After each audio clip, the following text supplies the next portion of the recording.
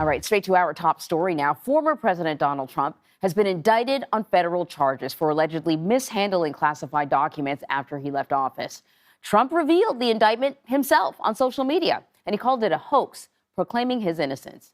It's the first time in U.S. history that a former president is facing federal criminal charges. Astrid Martinez is in New York with more. Good morning, Astrid.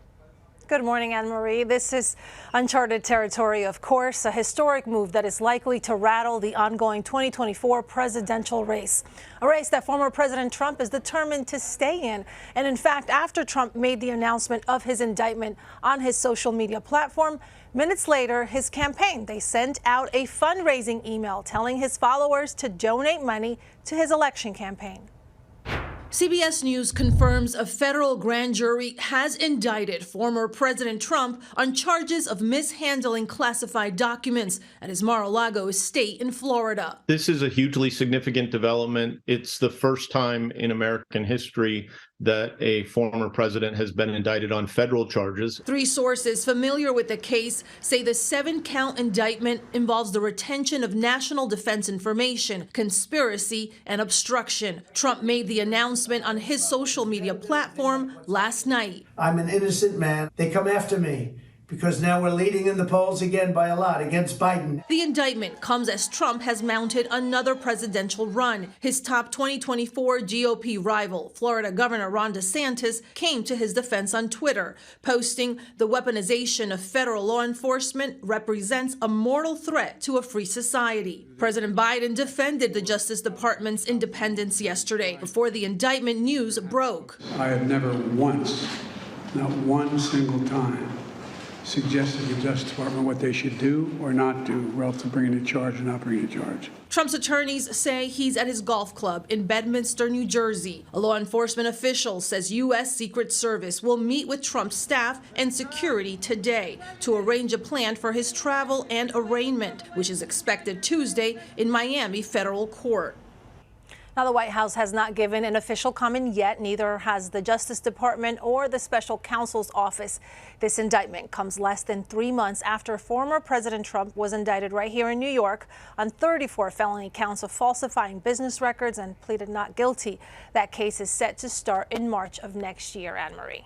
A lot on his hands. Astrid Martinez, thank you. So we are digging deeper into this unprecedented indictment and what it means for Donald Trump's legal and political future. I want to bring in Jamil Jaffer, the executive director of the National Security Institute. Jamil, good morning. Thanks for joining us this morning. So, let's start with discussing the 7 counts, and among them, retention of national defense information, conspiracy, and obstruction. You have a national security background, and I want to sort of, point out to people, we're not talking about, a shopping list that happens to be classified. There's a particular reason why the Justice Department is focusing in on national security information. Given your background, can you kind of talk to the severity of the accusations here and the possible penalties?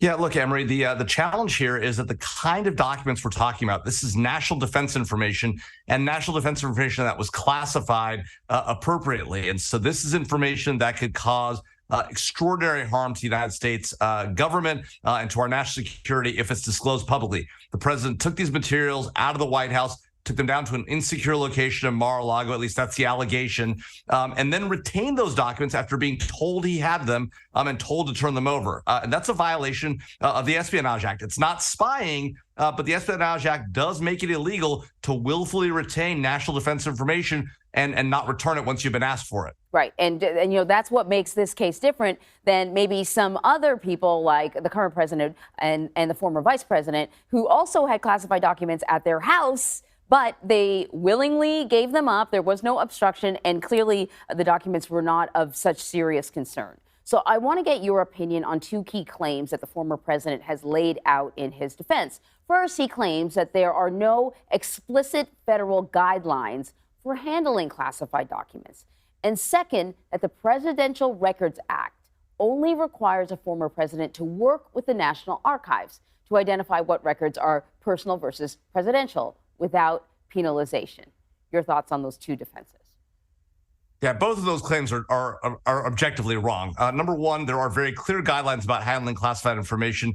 President Trump, having served as president for 4 years, knows those guidelines. He also knows, by the way, how to declassify material. He can execute a declassification order. He can also simply decide to put something out publicly. There was that famous incident where he took an iPhone photograph of a highly classified image and tweeted it out. That is perfectly appropriate for a president to do. What you can't do, and the president has claimed he could do, was to declassify something just by thinking about it. That is not a thing and can't be done.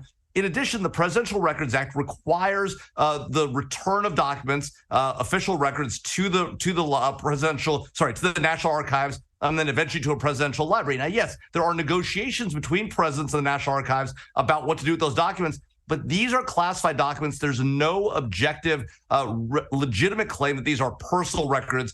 These are highly classified government materials. They can't be considered personal records. They're both subject to the Presidential Records Act and the regular rules subject to classified information. When we caught wind that an indictment was imminent, there was some back and forth about whether or not this would take place in Florida or whether or not it would take place in Washington, D.C. From a strategic point of view, do you see sort of the benefit, or do you see why they chose Florida?